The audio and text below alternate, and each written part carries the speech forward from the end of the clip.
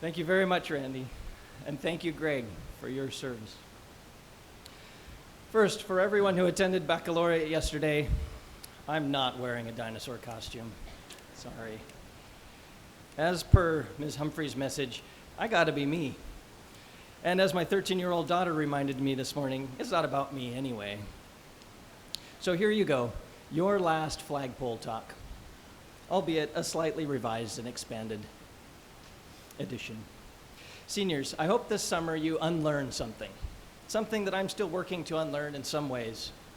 One of the unintended consequences of a K-12 career spent for preparing for college is the sneaky conclusion that both school and life is about that score on the test or the grade in the class.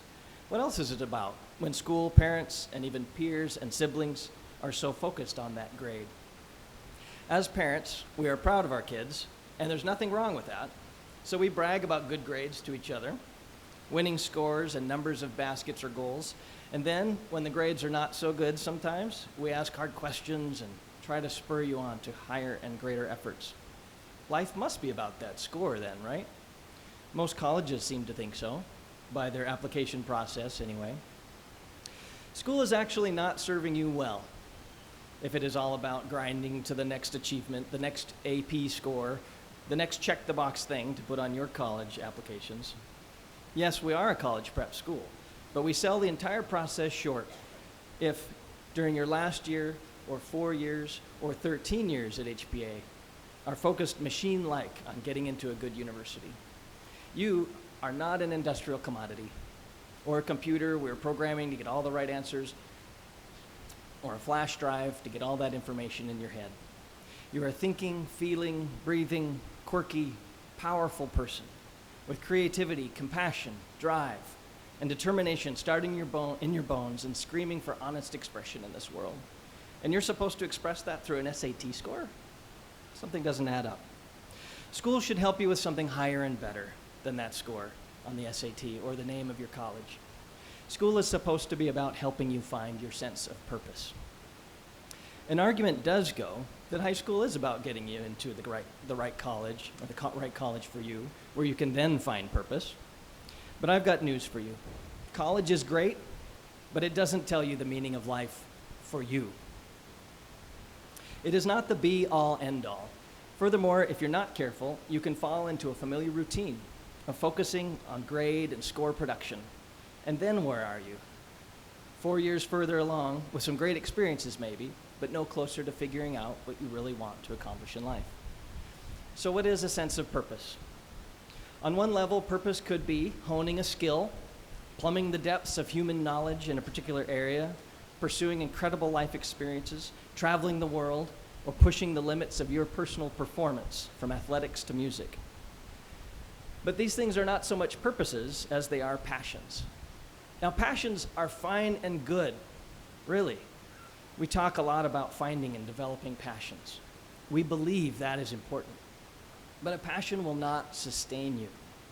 It will not feed your spirit or give you enduring satisfaction, at least to the extent it is only focused on yourself. Self-focused passion is at best a glorified hobby, at worst, a winding descent into irrelevance. Passion focused on others begins to turn into purpose. Purpose is about investing your skills, your talents, and yes, your passions in something or someone better outside yourself, beyond yourself, improving the lives of fellow human beings, regardless of their reaction or their condition. Expanding knowledge for the benefit of others, singing or playing your beautiful music for the benefit of others. In short, applying your energies in meaningful ways.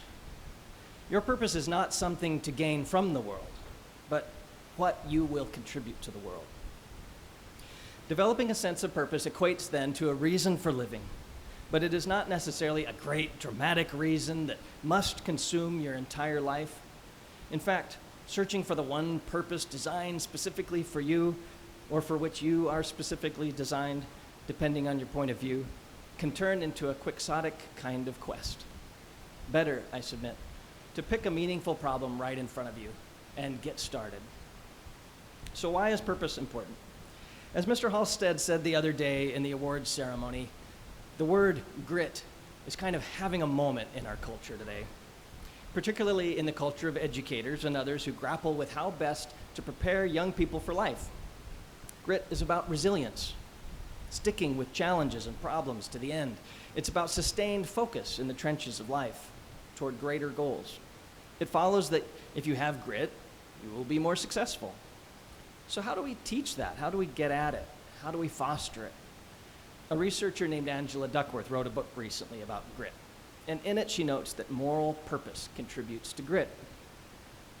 If you are motivated more by altruism than by personal pleasure, you will score higher on the grit scale. Score. Having a hopeful temperament also has a similar effect. And guess what? The quality, the strength of longing makes a difference. Gritty people know what they want in a very, very deep way. In other words, they have purpose, and it is focused altruistically. Purpose matters. You are more likely to achieve in life if you're hopeful, you have strong desire, and that desire is built on serving others. Another reason purpose matters is that it will help make you happy. Our founder, Bishop Kennedy, once said, "The purpose of education is to fill your life with enduring satisfaction." If it sounds a little circular, it is, and that's okay. Accepting that a key to enduring satisfaction is finding purpose, Bishop Kennedy's quote helps point out a dichotomy. Some piece of purpose appropriately is about you.